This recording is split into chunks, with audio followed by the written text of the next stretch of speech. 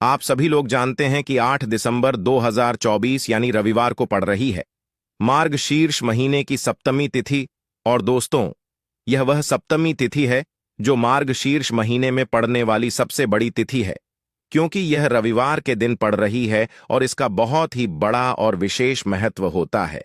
पूज्य गुरु जी ने कहा है कि अगर कभी भी मौका लग जाए और मार्गशीर्ष महीने की रविवार सप्तमी तिथि को पड़ जाए तो आप लोगों को एक चुटकी हल्दी वाला उपाय तो अवश्य ही करना चाहिए।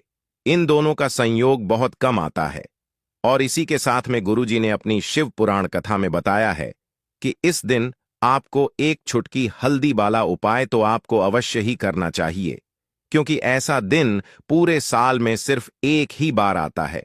और दोस्तों, आप सभी लोग जानते हो कि रविवार सप्तमी तिथि का अगर सबसे बड़ा कोई उपाय है तो एक चुटकी हल्दी वाला उपाय है। तो दोस्तों, इस रविवार सप्तमी तिथि के दिन आप लोगों को इस एक चुटकी हल्दी वाला उपाय को जरूर करना है। बहुत सारे लोग होंगे जिन लोगों ने इस उपाय को ना किया हो, मतलब पूरा साल निकल गया, उन्होंने किसी भी दिन इस एक चुटकी हल्दी वाला उपाय को ना किया हो। तो इस दिन आप लोगों को इस वाले उपाय को जरूर कर लेना है। भले ही आपने पूरे महीने भर इस उपाय को ना किया हो, पर अगर आपने इस मार्ग शीर्ष महीने के रविवार सप्तमी तिथि के दिन अगर इस वाले उपाय को कर लिया तो आपको इस उपाय को करने का वह फल मिलेगा जिसकी आपने कभी कल्पना भी नहीं करी होगी। इसीलिए आप लोग इस वाले उपाय को एक बार जरूर कर लेना है, ताकि आप लोगों के हाथ से यह मौका ना जा सके और आपको इस उपाय को करने का फल मिल सके। दोस्तों, यह उपाय पंडित जी ने अपनी अभी की ही श्री शिव महापुराण की कथा में बताया है, जिस उपाय को आज हम आपको बहुत अच्छे से समझाने वाले हैं। इस वीडियो को देखने के बाद इस उपाय को समझने के लिए आपको कोई और वीडियो को देखने की जरूरत नहीं पड़ेगी। तो चलिए दोस्तों, उपाय को शुरू करते हैं। देखिए, यह इस मार्गशीर्ष महीने के रविवार सप्तमी तिथि के दिन यह इतना खास होता है, इतना महत्वपूर्ण होता है।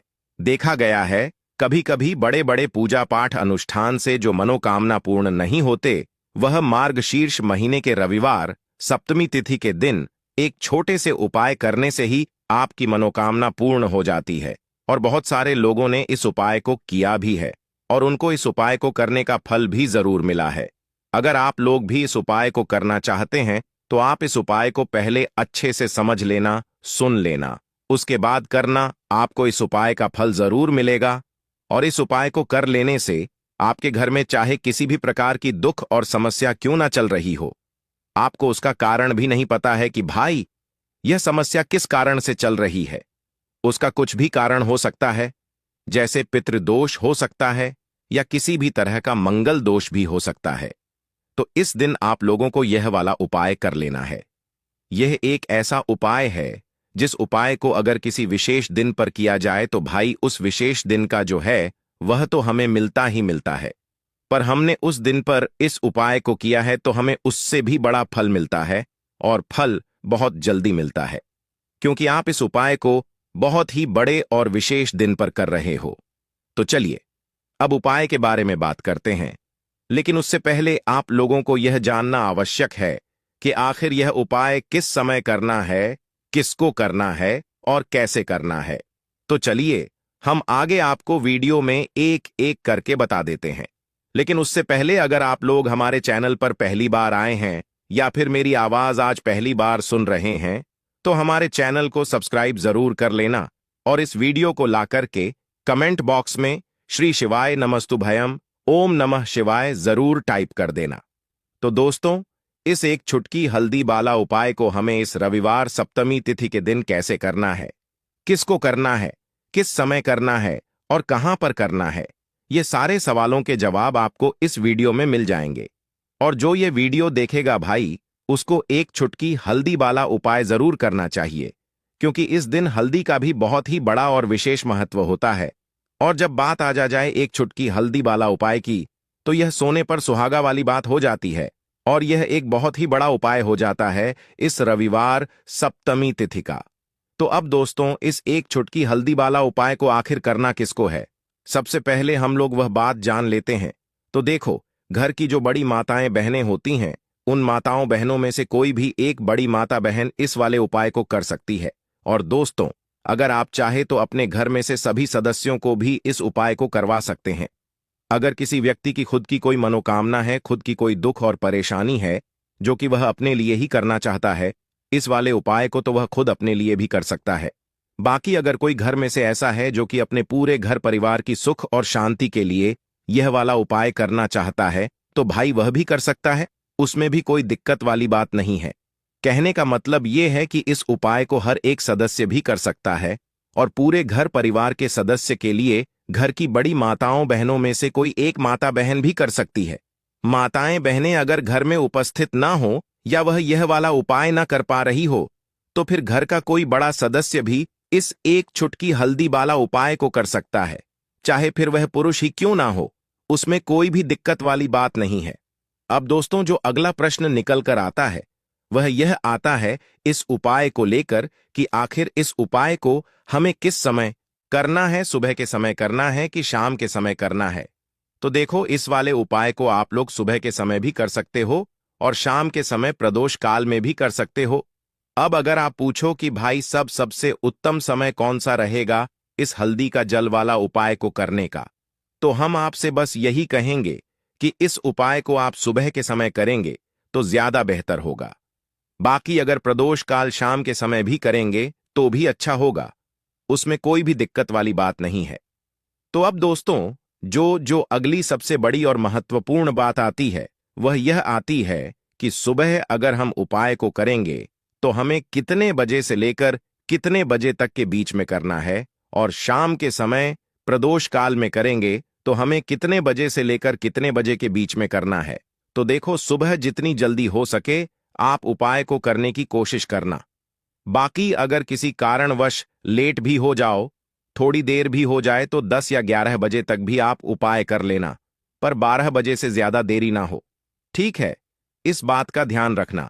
उसके बाद में दोस्तों, अगर शाम के समय प्रदोष काल की बात करें, प्रदोष काल का जो समय होता है वह शाम के 6 बजे से शुरू हो जाता है।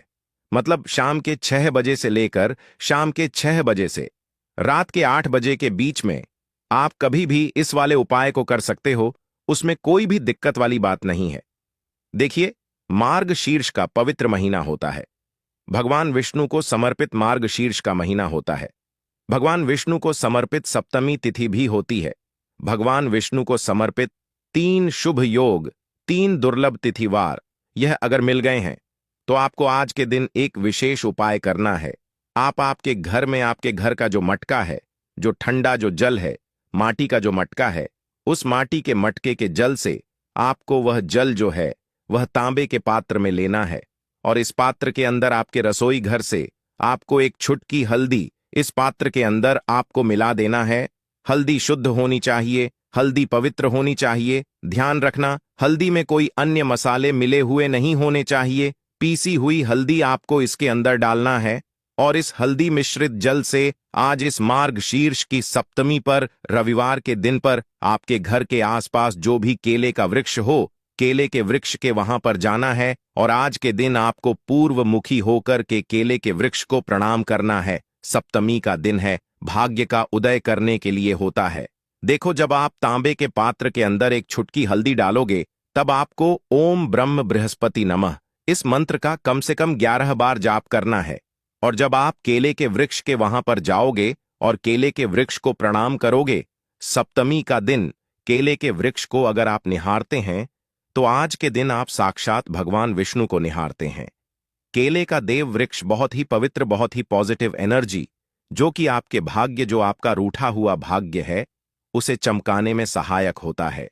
आपको केले के वृक्ष की जड़ में आज के दिन हल्दी मिश्रित जल आपको डालना है। ओम नमो भगवते वासुदेवाय का 11 बार जाप करना। उसके बाद केले के वृक्ष को आज के दिन छूना। के वृक्ष की जड़ में जो मिट्टी में जो आपने जल डाला है, वह जल जो है, जो मिट्टी जो है, वह गीली हो गई होगी, वह थोड़ी सी मिट्टी आप आज के दिन अगर आपकी नाभि पर लगाते हैं तो यकीन मानिए आपका भाग्य चमक जाएगा। आपके जीवन के जो भी अंधकार है वह दूर होते चले जाएंगे। आपको आपके जीवन में रास्ता नजर आते रहेगा कि आपको किस दिशा में चलना चाहिए, आपको प्रेरणा मिलती रहेगी। आपका जीवन जो है वह बहुत ही सरल बन जाएगा। बहुत ही प्रभावशाली उपाय है। यह मिट्टी कोई साधारण मिट्टी नहीं है। हल्दी मिश्रित जल आपने इसमें डाला है, और यह मिट्टी है केले के वृक्ष की जड़ की, जब और वह भी कौन सा सप्तमी का दिन है, तो यह उपाय आपको गंवाना बिल्कुल भी नहीं है। थोड़ी सी मिट्टी आपकी नाभि पर लगाना, आपका भाग्य चमक जाएगा। पहला उपाय हो गया। दूसरे उपाय के बारे में बात कर लेते हैं। कहते हैं कि मार्गशीर्ष महीने की सप्तमी तिथि पर ही यह उपाय किया जाता है और पूरे साल भर आप कभी भी नहीं कर सकते। यह उपाय केवल कल के दिन, कल का दिन बेहद खास है। कल के दिन यह उपाय आपको कर लेना चाहिए। पीपल का एक पत्ता लेकर के आना। पीपल का पत्ता कड़क नहीं होना चाहिए, पीपल का पत्ता नरम होना चाहिए, बिल्कुल कोमल पत्ता लेना है। पूज्य गुरुदेव ने स्पष्ट रूप से यह उपाय बताया था, तब स्पष्ट रूप से बोला था, कोमल पत्ता यानी कि बिल्कुल मुला सा पत्ता आपको लेना है। साथ में आपको लेना है पीला चंदन। पीला चंदन अगर आपके पास हो तो आप ले लीजिए, नहीं तो बाजार से लेकर के आइए। पीला चंदन हो तो घीस करके उसका पेस्ट के रूप में आपको तैयार कर लेना है। पीपल के पत्ते के ऊपर पीला चंदन आपको रखना है और आपके जीवन में जो भी आप इच्छा व्यक्त करेंगे, महादेव से वह इच्छा आपकी परिपूर्ण होगी। आपके रोग जो है वह दूर हो जाएंगे। पीपल के पत्ते के ऊपर देखो, चिकना वाला जो साइड है ना, वहां पर उसके ऊपर आपको पीला चंदन रखना है। भगवान शिव के मंदिर में जाना है और साथ में आपको तांबे के पात्र के अंदर जल लेना है। और कोई भी अगर रुद्राक्ष आपके पास हो, कोई सा भी रुद्राक्ष, कोई किसी भी कोई से भी मुख का रुद्राक्ष हो, वह आपको लेना है। साथ में एक कटोरी लेकर के जाना। खाली कटोरी देखना कैसे करना है। बहुत सुंदर सा उपाय है। उपाय कल के दिन आपको करना है। क्या करोगे? भगवान शिव के मंदिर में जाओगे। सुबह से लेकर के शाम तक कोई समय की पाबंदी नहीं है। जब आपकी इच्छा हो तब आप जाइए, हो सके तो भगवान शिव का, जैसे कि 9 बजे सुबह, प्रातः 10 बजे, जब सब भगवान के ऊपर जल अर्पित करते थे, उसके बाद अगर जाओगे तो अति उत्तम है। अति उत्तम जब बिल्कुल शांत हो जाएगा, वातावरण जब मंदिर में कोई नहीं आ जाता, उस समय अगर आप यह उपाय करोगे तब यह उपाय बहुत ही लाभकारी होता है। क्या करोगे? आप रुद्राक्ष और जो जल है, तांबे के पात्र के अंदर जल है, उसके अंदर रुद्राक्ष डाल करके रुद्राक्ष को निकाल लेना। ठीक है, जो खाली पात्र लेकर के हो वो जलाधारी के कोने पर रख देना। श्री शिवाय नमस्तुभ्यम का जाप करते हुए तांबे का पात्र जो है, जिसमें जो जल है, जो रुद्राक्ष मिश्रित जल है, उस जल से आपको भगवान शिव के शिवलिंग का अभिषेक करना है।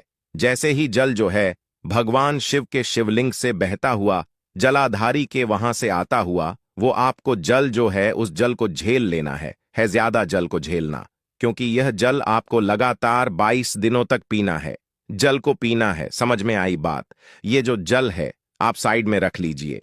अब आपके पास है पीपल के पत्ते के ऊपर पीला चंदन, त्रिपुंड की जो 3 उंगलियां रहती हैं, सीधे हाथ की जो 3 उंगलियां रहती है, त्रिपुंड वाली उंगलियां, वो त्रिपुंड वाली उंगलियां जो है पीपल के पत्ते के ऊपर जो पीला चंदन है उस पर स्पर्श करवाना है।